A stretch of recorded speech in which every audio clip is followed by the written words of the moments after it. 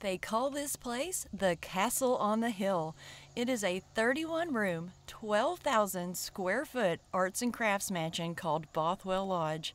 It was built in 4 stages from 1897 to 1929 by John Homer Bothwell, and it's part of Bothwell Lodge State Park, a 246-acre property on top of this cliff with magnificent views of the valley below.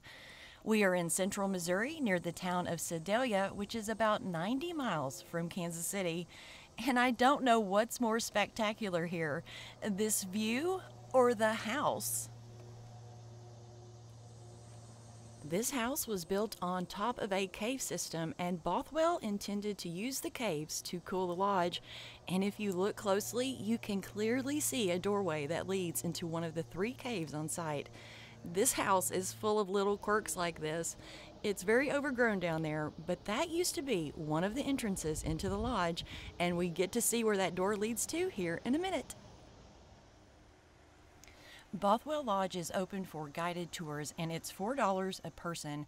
And in addition to the tour guide, there were 2 other people on our tour today. And I try not to film other people, but in this case, it just couldn't be helped. I did have permission to film, but I have done my very best to blur out their faces. Bothwell Lodge is now a Missouri State Park, and they supplied a floor plan of the house, which I really appreciated because I love looking at floor plans, especially floor plans of amazing houses. And I'm going to use this floor plan to show you where we are as we go through this massive house.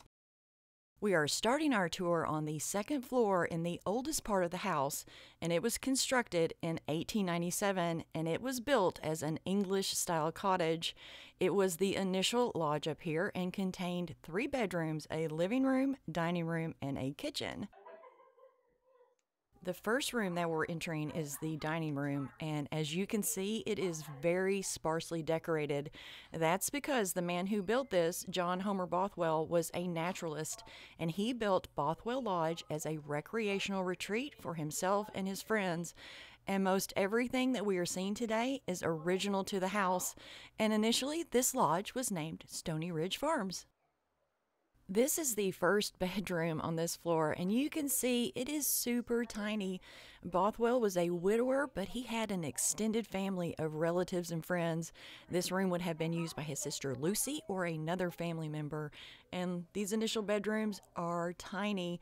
There is a larger bedroom upstairs that now houses the archives, but we weren't allowed up there on this tour.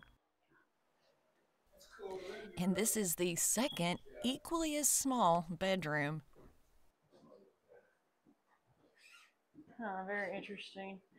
Bothwell Lodge was built in 4 stages, and I wanted to give you guys a clear picture of those building stages and where we're headed. In the black is the initial building phase that started in 1897, and that is where we started our tour.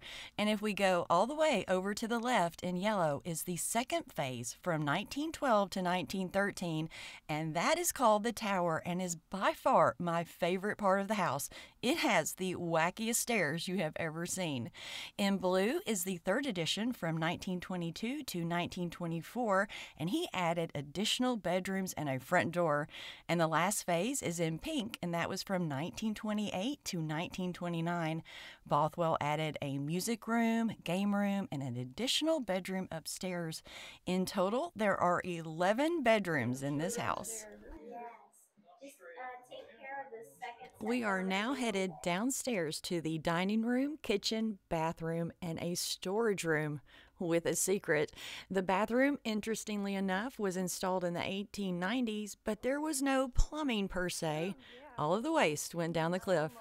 Bothwell wanted to keep everything as simple as possible because he was a very simple man, and this is reflected in all of the decoration in the lodge.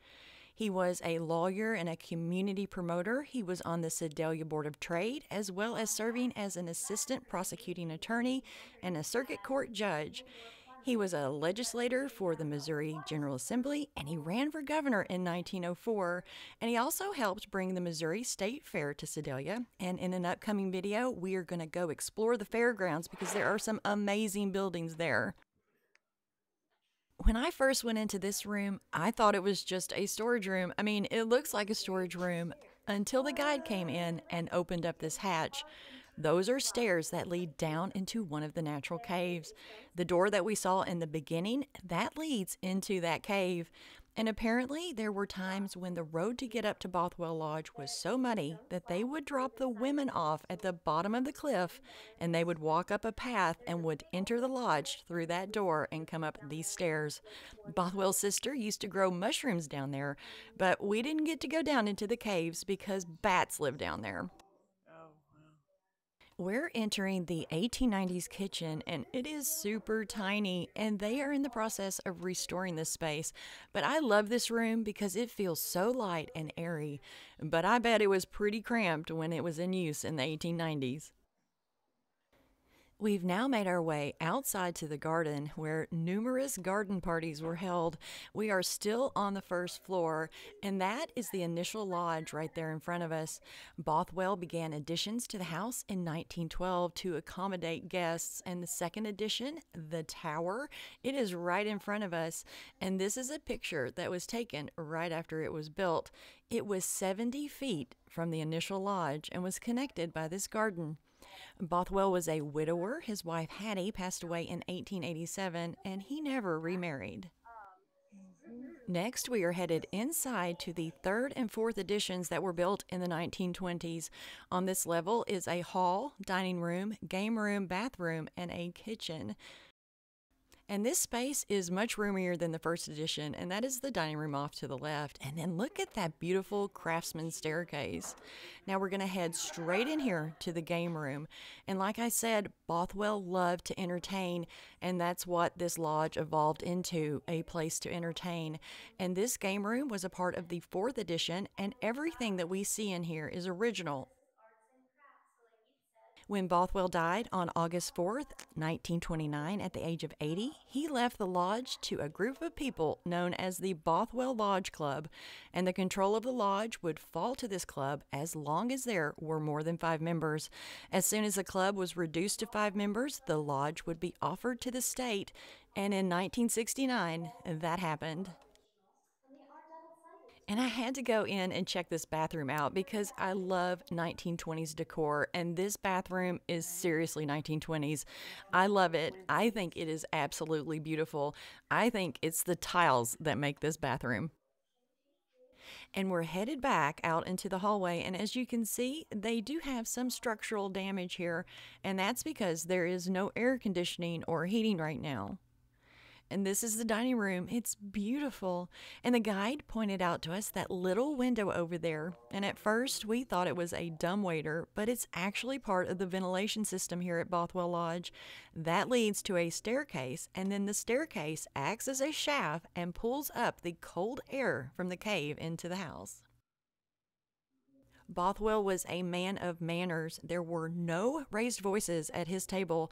There was a switch under his rug next to his chair that he would push with his foot when he was ready for the next course. And now we're headed down the hallway and into the kitchen, and the guide is pointing out the bell that was attached to Bothwell's buzzer from the dining room. Now this kitchen is set up exactly as it would have been in the 1920s. Bothwell had 2 living caretakers, and the state was able to interview one of them before she passed away, so they have a really good idea how this room was set up. The stove is a wood-burning stove, and it was the only one used at the lodge. Water came from a water tank that he had set up to capture rainwater, and when he was not entertaining, he ate at this table, and he refused to have a tablecloth. He preferred to eat on top of a newspaper.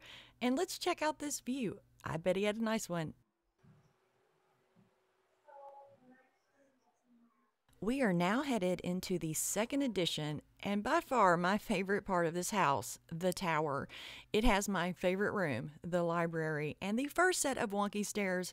But the first room we enter is the butler's pantry. Bothwell used it as an office for his secretary. It's kind of tiny, but there is enough room for a bookcase and a desk.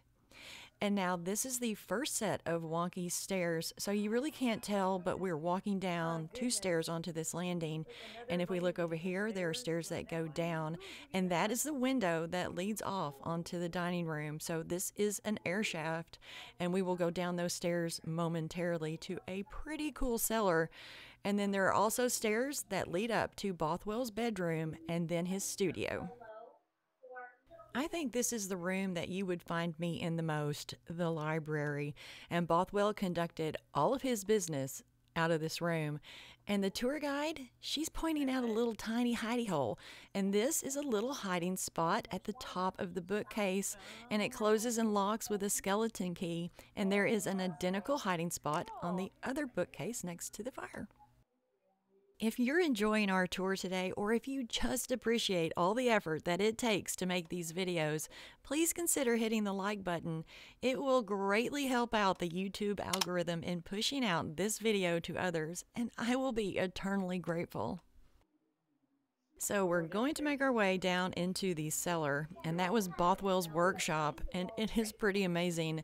And there's that window again that leads off onto the dining room. So Bothwell used this as his workshop, and it's pretty clean in here right now, but the tour guide said that it would not have been this clean. This is where he housed his electric lighting system by using a Delco generator, and I don't think that he liked it very much because he had a lot of trouble keeping it going. So let's go see what's in this little room back here. Kind of looks like a closet, but actually it's not. And there is another door, and it is blocked off because they don't want us to go in there. That is one of the 3 caves on the property, and there is a quarry back there. And that is where most of the stone that was used to make this lodge came from.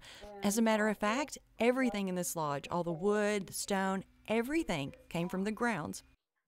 Bothwell tried to use the caves to cool the lodge, and this is one of the shafts that leads down into one of the caves. Ooh, I can feel that air coming. Oh, that's amazing.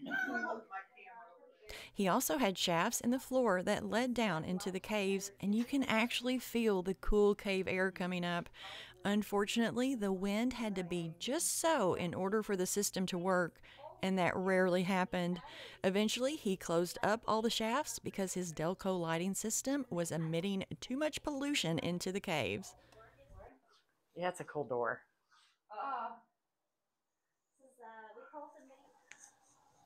And then this is a rock specimen from the cave. It's a beautiful calcite quartz. So we're going to head back upstairs to the first floor, and I'm going to follow the tour guide, and this should give you a better layout of this area up here. So we're walking right now through that butler's pantry, and then straight in front of us, kind of off to the left, that is the kitchen.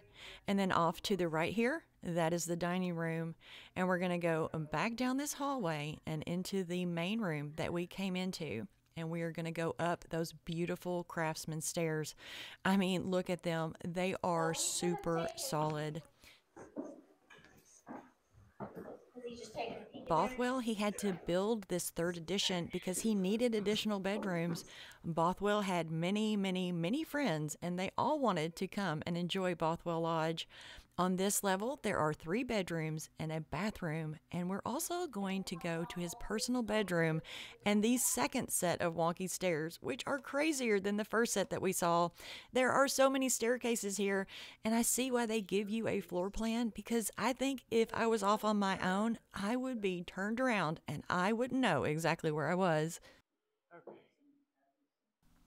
All right, so we're going to go into the second set of wonky stairs. Look at this. There's like 5 stairs that lead down into this teeny tiny landing, and then they go back up. And then there's this set that goes down, and then another set that goes up. And we will head up there in a minute. And this stairwell is an air shaft that was supposed to help cool the lodge. Is this not the wonkiest set of stairs that you have ever seen? This is Bothwell's bedroom, and you would kind of think that it would be a bit more decorated than what it is. But one thing I have learned here is that John Bothwell was a very frugal, simple man. He did not like adornment. In the summer months, he slept out on this sleeping porch, and it is a really hot day here, and this room is incredibly cool. So let's go check out the view from this porch, and I'm sure it's amazing because all the views out of every window is amazing. And let me show you something. Look what was over that window. If you have seen any of my other videos, you know I am incredibly scared of wasps and bees and pretty much anything that flies. But Bothwell was a naturalist, and when the bees moved into the wall, well, he just let them stay. And then this is his private bathroom. And if you guys want, we can go to the very tippy top. Now we're headed up to the 4th floor of the tower, and that was Bothwell's office, and something odd happened up here, and I didn't catch it until I was editing, and I'm going to turn the volume up to 100%. I'm not entirely sure what I caught on audio. It is very faint. I was not using a wireless microphone. I was recording on my phone, and this is the only place that I got this disturbance.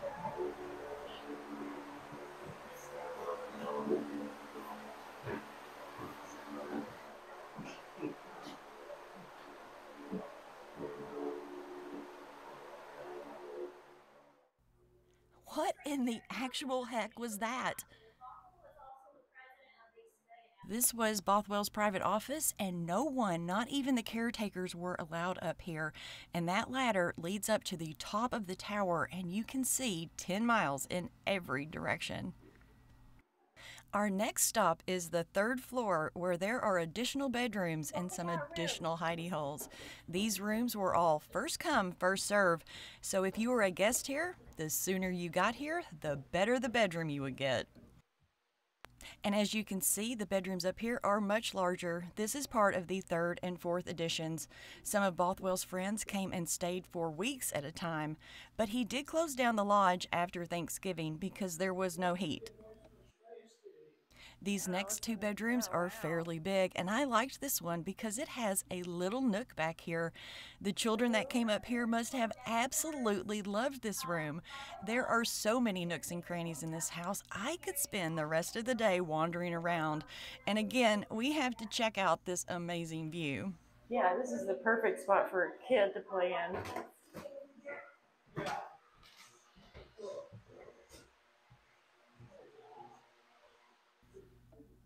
They call this bedroom the honeymoon suite because it is by far the nicest bedroom at the lodge, and it has a cedar closet, and this bedroom also has its own sink. That's because there is only one bathroom up here for all these bedrooms. And right in front of us is another hidey hole, and I'm thinking that this house would be a great place to play hide and go seek. There are so many hiding spots here. Anyone want to take a flashlight and look through that old door right there? She does. Somebody open it for me. I can do it. But by far, the best hiding spot is this closet, and the guide is letting me have a peek. Wow, look at, oh my gosh. That door leads to the 3rd floor bedroom in the 1st edition, and that's where they keep their archive materials, and we didn't get to go in there. We're going to follow the guide, and we're going to look at the other bedroom that is up here on this 3rd floor, and it is nice too, and it has a little bitty closet hidey hole there as well, and it looks like a bathroom is connected. It doesn't look as nice as the one downstairs. Let's go check it out. Well, it's definitely an ensuite, but you'd have to share it with everyone else.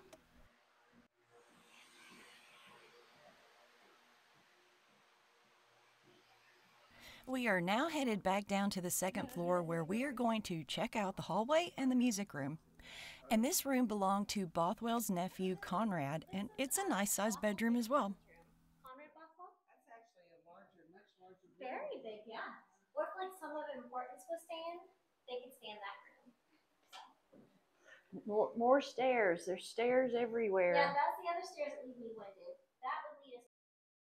Bothwell did not have a proper front door until he added the 3rd edition, and he would place 2 flags outside the door, his personal flag and the American flag.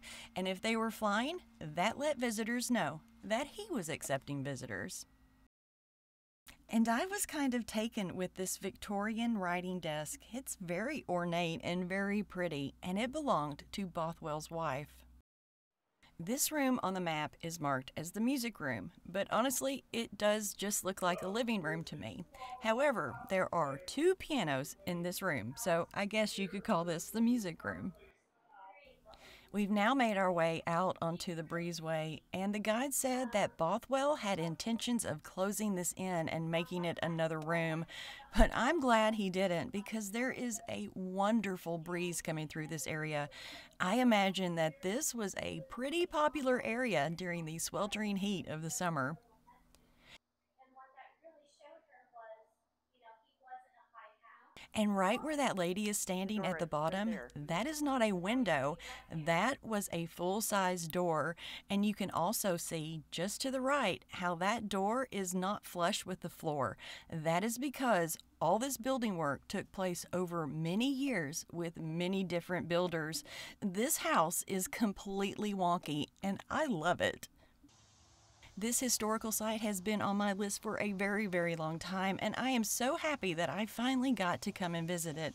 I hope you enjoyed our visit today, and I hope you learned something. Thanks for sticking around until the end. And as always, I will see you next time.